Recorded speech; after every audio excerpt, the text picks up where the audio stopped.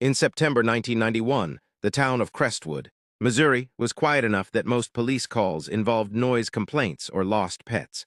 The Crestwood Police Department operated out of a modest brick building with a small dispatch room, 2 holding cells, and a radio system that had not been updated in years. It was the kind of place where nothing unexpected ever happened, until the night it did. At 2:14 a.m. on September 17th, the emergency line rang. Dispatcher Elaine Parker answered it the way she had thousands of times before. What she heard on the other end made her stop breathing for a moment. The caller identified himself as a Crestwood police officer. He said his name was Officer Daniel Reeves. That wasn't strange by itself. Daniel Reeves was scheduled for the overnight patrol shift. What made Elaine's hands shake was the next part of the call. The voice said, calmly and clearly, "This call is coming from inside the station. Something is wrong." Elaine glanced at the phone console. The call was originating from the station's own emergency line. Not an extension, not a transfer. The exact number citizens dialed to reach the police. Elaine radioed Officer Reeves immediately. He answered from his patrol car several blocks away. He sounded confused and insisted he hadn't made any phone call. While still on the radio with Reeves, the emergency phone rang again. Elaine answered. It was the same voice. This time the voice described the dispatch room in detail. Elaine's coffee cup, the flickering fluorescent light above her desk, the maintenance log sitting open beside the radio. Then it said something she had not told anyone that night. Her daughter's name. Elaine dropped the phone. Backup officers were called to the station. When they arrived, they found nothing unusual. The phone line was tested. No faults. No crossed wires. No evidence of a prank call or internal loop. The incident should have ended there. It didn't. Over the next 3 weeks, the Crestwood Police Department received 7 more calls from its own emergency line. Every call came after midnight. Every call was logged. And every call contained information the caller should not have known. One call accurately described a domestic dispute officers had not yet been dispatched to.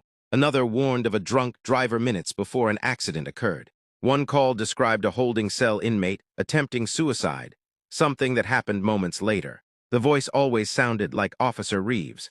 Reeves denied everything. Psychological evaluations showed no signs of dissociation or stress-induced hallucinations. Phone company technicians confirmed the calls were not being routed from outside sources.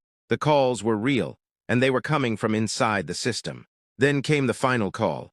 On October 6, 1991, at 1:58 a.m., the emergency line rang again. Elaine was not on duty that night. The dispatcher was a man named Thomas Wilcox, a former military radio operator with nerves of steel.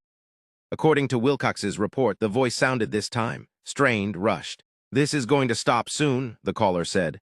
"They're correcting it." Wilcox asked who they were.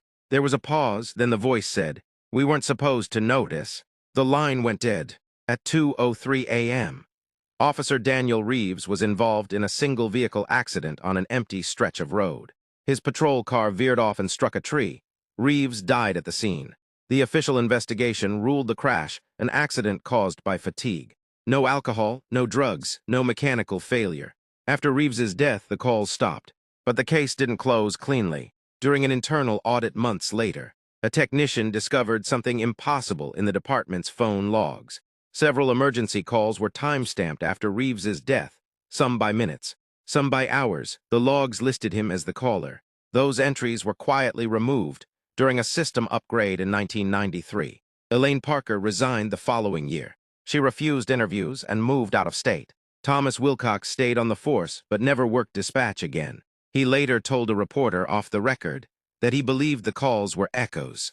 Echoes of what, he wouldn't say.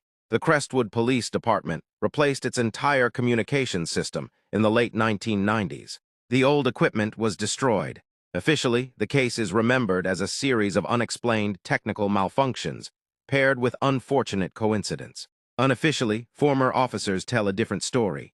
They say the station briefly received information from somewhere it wasn't meant to hear, that the system picked up a signal that didn't belong to any one time, and that when someone or something noticed the breach, it was corrected.